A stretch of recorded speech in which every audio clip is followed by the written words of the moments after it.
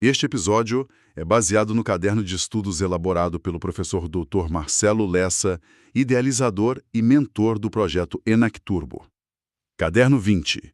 Tema: Direito Civil, Direitos Reais sobre Coisa Alheia, parte 2.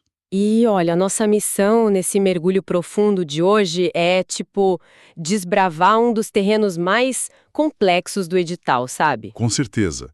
É aquele ponto exato onde o uso da propriedade de outra pessoa colide de frente com as garantias financeiras, né? Exatamente. A gente está falando de superfície, servidões, penhor, hipoteca, anticrese. Que é um assunto que, vamos ser sinceros, assusta muito à primeira vista. Ah, demais. Parece, sei lá, um emaranhado de regras medievais. Mas, na verdade, é um motor invisível que rege o mercado imobiliário. E o crédito na nossa economia moderna também, né? Aham. E para quem está acompanhando a gente entender o peso disso na vida real, vamos pensar num cenário. O pior cenário possível. Vixe, lá vem. Qual Quer seria? dizer que alguém compra um apartamento novinho na planta, né? Junta as economias da vida toda, paga as parcelas rigorosamente em dia. Aí, do nada, a construtora declara falência antes de entregar as chaves. Nossa, o clássico pesadelo do mercado imobiliário. Sim. E aí fica a pergunta: o banco que financiou a obra para a construtora, ele pode simplesmente confiscar o prédio inteiro? Incluindo, o apartamento de quem pagou tudo certinho? Essa é uma das maiores angústias de quem compra imóvel, com certeza.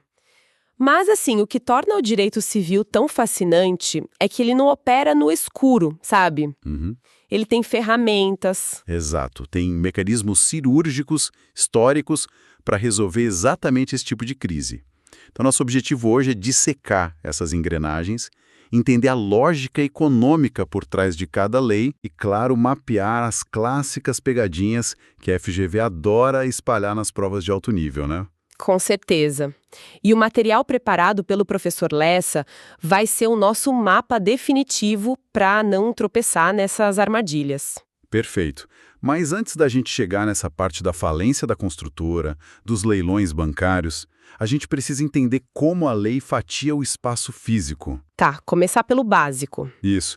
Pensa no direito de superfície como se fosse um bolo de camada jurídico. Um bolo de duas camadas perfeitamente separadas, Gostei da analogia. né? Quem é dono do terreno, o concedente, ele fica com a base do bolo. E quem constrói ou planta em cima desse terreno, que é o superficiário, ele é dono apenas da cobertura. Olha, essa analogia do bolo ilustra brilhantemente o conceito de autonomia patrimonial, que é, assim, o coração do enunciado 321 da Jornada de Direito Civil. Autonomia patrimonial. Tá. Isso. A lei cria meio que uma blindagem ali. O solo e a construção formam patrimônios jurídicos distintos. E o motivo disso existir é puramente econômico. Como assim? Pensa bem, se a construtora que ergueu, sei lá, um shopping no terreno de terceiros acabar quebrando, o terreno em si, a base do bolo, não pode ser leiloado para pagar os credores da construtora. Ah, entendi. Isso isola o risco totalmente, né? Exatamente. Mas aí entra uma inovação super recente, da Lei 14.620/2023, que o professor Lessa destaca com muita ênfase no material. A da hipoteca? Isso. Hoje, esse direito de superfície, ou seja, só a cobertura do bolo, ele pode ser dado em hipoteca. Caramba! E por que o mercado precisava tanto dessa mudança legislativa, na sua visão? Porque antes o crédito ficava completamente travado. Se a construtora só tem o prédio, mas não o terreno, ela precisava usar o prédio como garantia para conseguir empréstimos e terminar a obra, sabe? Faz todo sentido. Permitir a hipoteca da superfície destrava o financiamento imobiliário. E isso sem colocar o dono do terreno em perigo. É basicamente a legislação se adaptando à necessidade de fazer o dinheiro circular. Sensacional. Bom, mudando um pouco o foco da construção para a questão do acesso a essas áreas. Tá, vamos lá. Tem uma dúvida muito comum de quem estuda. Se alguém compra uma fazenda e percebe que, precisa passar pelo terreno do vizinho para chegar à rodovia principal, Clássico. o que se aplica aí? Isso é passagem forçada ou é servidão? Olha, essa é sem dúvida nenhuma a pegadinha favorita da FGV. porque os nomes parecem sinônimos no uso popular, mas juridicamente a natureza deles é completamente oposta. Sério? Qual é a diferença-chave, então? A passagem forçada é uma imposição da lei, é um direito de vizinhança. Ela só existe quando o imóvel é absolutamente encravado. Encravado, tipo, sem saída. É zero saída. Não tem nenhuma saída para a via pública. Nesse caso, o vizinho é obrigado a deixar passar mediante uma indenização. Entendi. Mas, e se existir uma saída, só que é uma estrada de terra péssima, tipo que alaga quando chove, sabe? E o vizinho do lado tem uma estradinha asfaltada perfeita. Dá para exigir a passagem forçada nesse caso? De forma alguma. A jurisprudência é muito dura nisso. Se tem saída, mesmo que seja ruim, perigosa ou mais longa, não há encravamento. Uau. Então, azar o seu se a estrada é ruim. Pois é. O que as partes podem fazer nesse caso é negociar uma servidão de passagem. A servidão é um direito real e a palavra-chave aqui é a voluntariedade. Ah, então é um acordo. Exato. Nasce de um contrato por mera comodidade ou utilidade, para encurtar caminho, por exemplo, e exige registro lá no cartório. Entendi. Um é imposto pela falta de saída absoluta, que é a passagem forçada, e o outro é um acordo comercial registrado, a servidão. Isso, perfeitamente resumido. Mas vem cá, e se esse acordo nunca for pro papel? Tipo, e se as pessoas simplesmente começam a usar um atalho na fazenda do vizinho por anos a fio? Ah, aí entra o pulo do gato estratégico, a súmula 415 do STF. O que ela diz? Se essa servidão de trânsito não tem registro formal, mas se tornou aparente, Aparente tipo o quê? digamos que as pessoas construíram uma ponte, colocaram uma porteira, tem marcas profundas de tratores no chão, sabe? E isso é usado de forma contínua pelo tempo que a lei exige. Não brinca. Sim, é possível pedir o uso capião dessa servidão. O direito acaba reconhecendo e validando aquela realidade física que já está consolidada. Caramba, a realidade se impondo ao papel. Muito interessante isso. É o direito em movimento, né? Com certeza. Agora, a gente já entendeu o uso físico do espaço.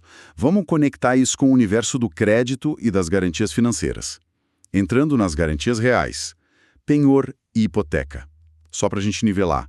A diferença não é só o tipo de bem, né? Não, não é só isso. A linha divisória clássica é que o penhor recai sobre bens móveis, tipo joias, obras de arte, safras, e, via de regra, exige a tradição. Tradição que é a entrega física da coisa. Não vai guardar trator ou uma safra inteira de soja dentro da agência, né? Não ia dar muito certo. Pois é, aí o devedor fica como depositário. Já a hipoteca, ela recai sobre imóveis e a posse sempre fica integralmente com o devedor. Legal. O que nos leva ao núcleo dos conflitos, que é quando dá problema. Se a dívida não for paga no vencimento, o banco pode simplesmente pegar a chave da fazenda hipotecada, ir no cartório e transferir para o nome dele? Nunca, jamais. Jamais. Jamais. O direito civil tem um escudo anti-extorsão que a gente chama de proibição do pacto comissório. Pacto comissório. Isso. O artigo 1428 declara absolutamente nula qualquer cláusula que permita ao credor ficar com o bem dado em garantia sem passar por um leilão judicial ou extrajudicial. Tá, mas e se forem duas empresas gigantes, tipo com departamentos jurídicos super robustos assinando um contrato multimilionário? Se ambas concordarem livremente que o imóvel passa para o credor automático em caso de calote, o Estado ainda assim interfere? Interfere e anula a cláusula de pleno direito. Uau! E a FGV ama criar essas historinhas de tipo empresários experientes em igualdade de condições para tentar justificar o pacto comissório na prova.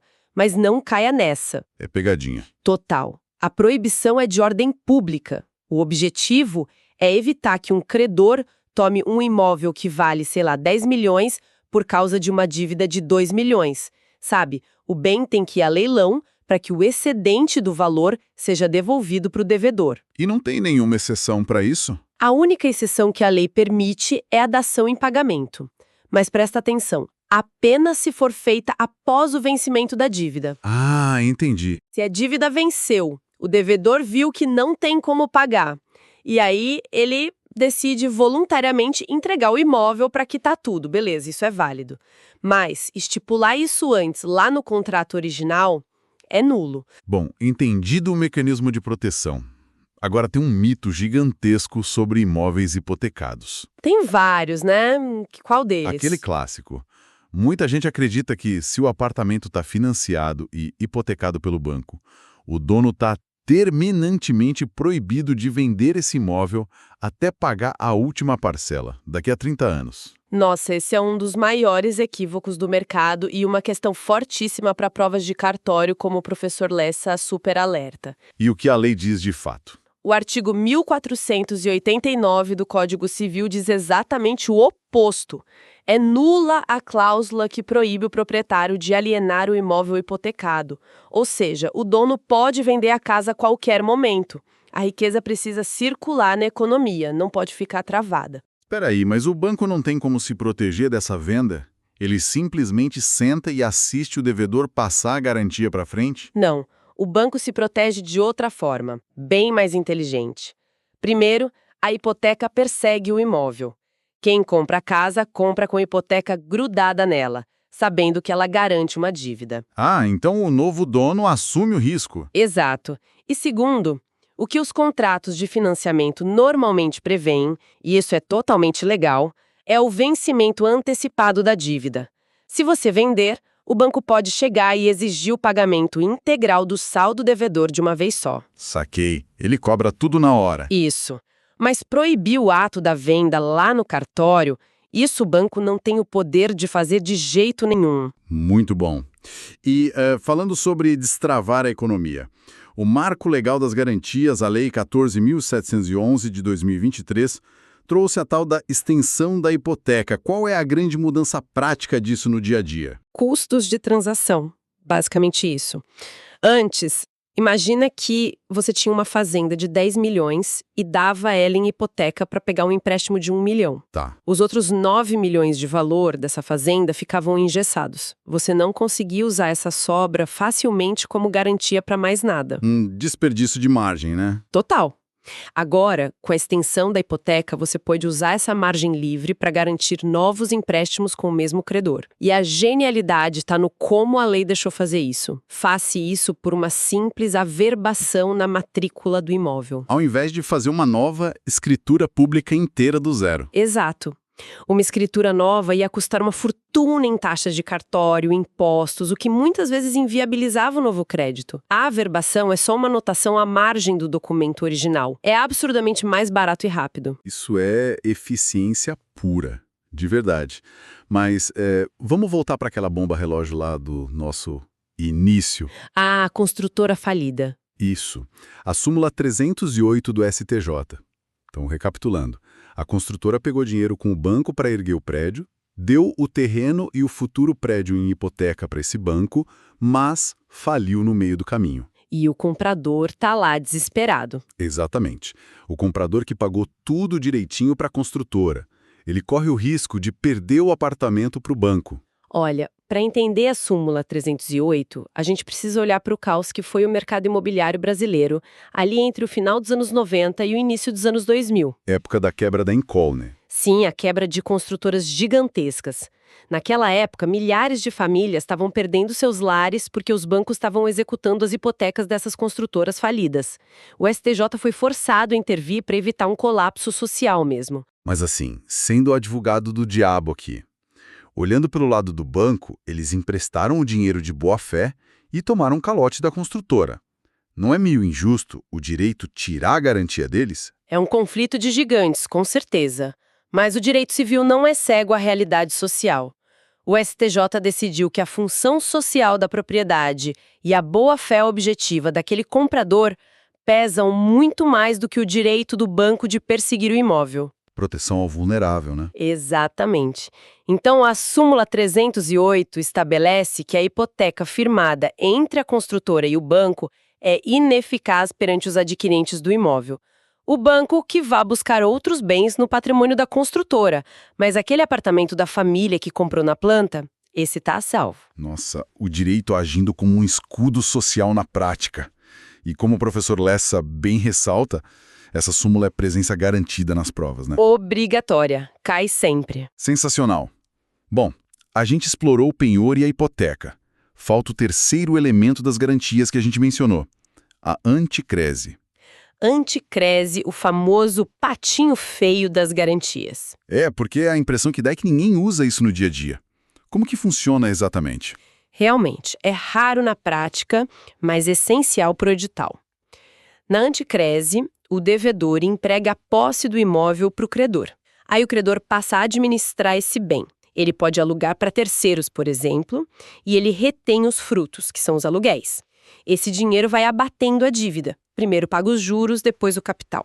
Peraí, mas se na anticrese eu entrego meu prédio para o banco alugar e a dívida se pagar sozinha, por que os bancos simplesmente não fazem isso sempre? Parece super seguro. Parece, né? Mas na prática é um pesadelo logístico.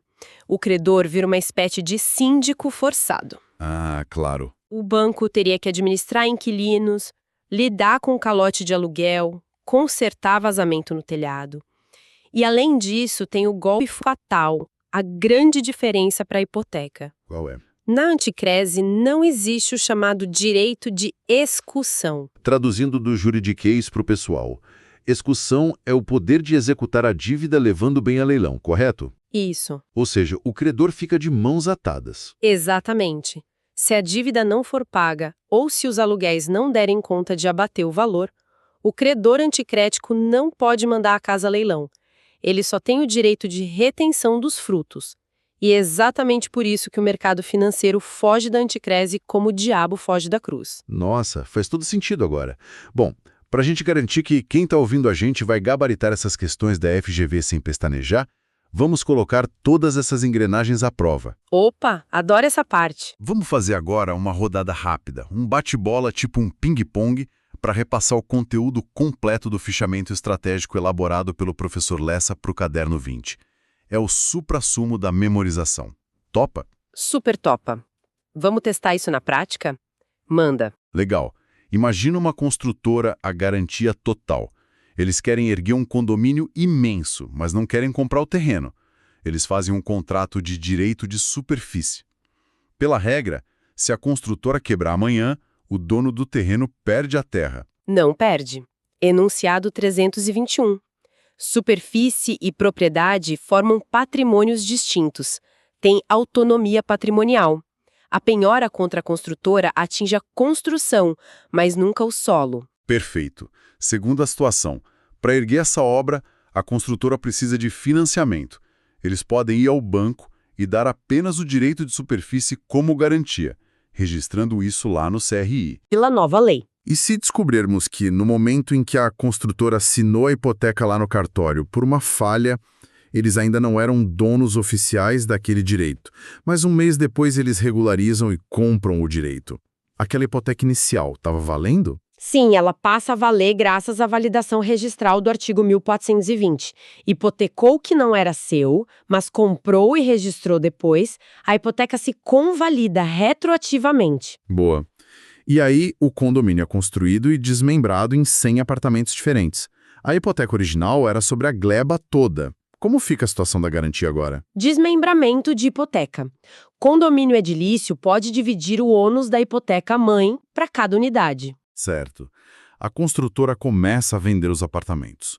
O banco insere uma cláusula no contrato dizendo: fica expressamente proibida a venda dessas unidades enquanto houver dívida.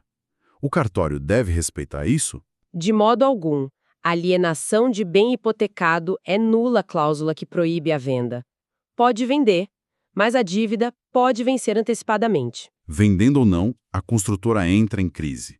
O banco manda uma notificação.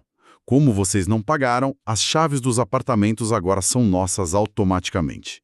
Tem validade legal? Nenhuma validade. Esse é o pacto comissório. Proibição absoluta. É nulo ficar com o bem sem leilão. Então o banco vai para o leilão e tenta leiloar os apartamentos das famílias que já compraram na planta.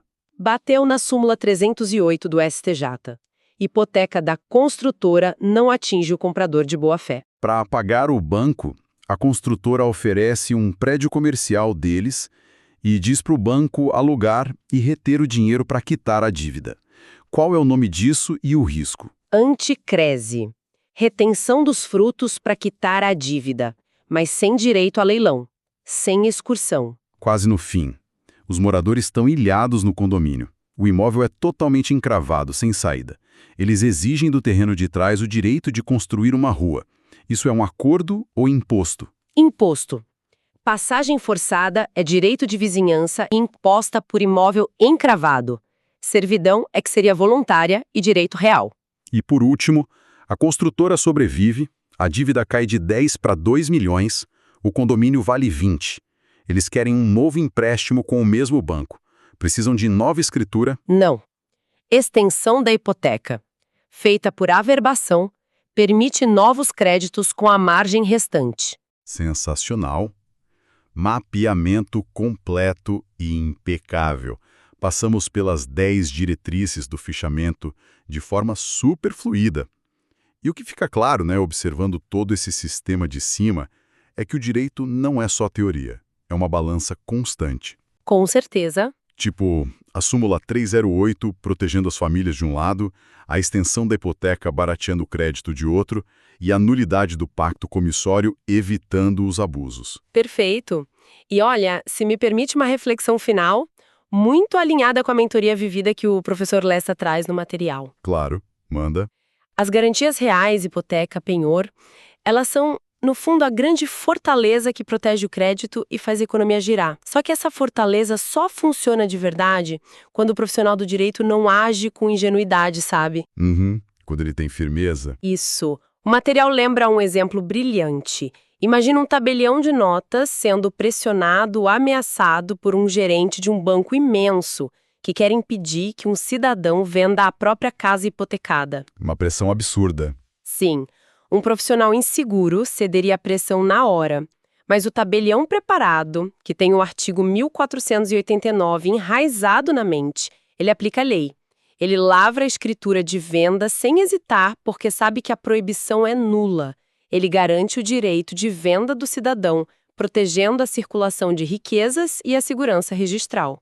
É o direito civil aplicado com coragem e técnica. Brilhante. E é exatamente por isso que dominar essas engrenagens faz toda a diferença. Não se trata só de marcar o X na alternativa correta lá na prova da FGV, mas de compreender como a nossa sociedade se protege e se desenvolve. E para quem está acompanhando a gente nessa jornada e se preparando para a prova, o que achou da dinâmica de hoje? Contem pra gente.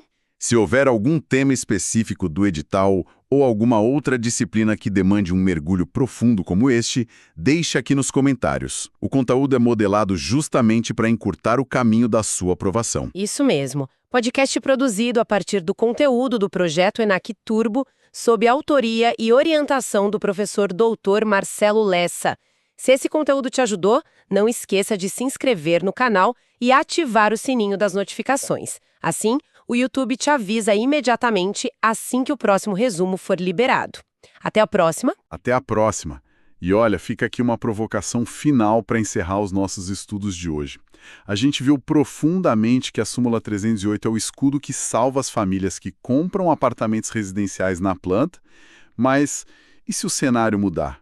E se um pequeno empresário investir todas as economias dele comprando uma sala comercial na planta e a construtora falir? Será que a jurisprudência estende esse mesmo escudo de proteção para imóveis comerciais ou o banco ganha passe livre para executar a garantia? Fica aí o questionamento para a nossa próxima investigação jurídica. Bons estudos!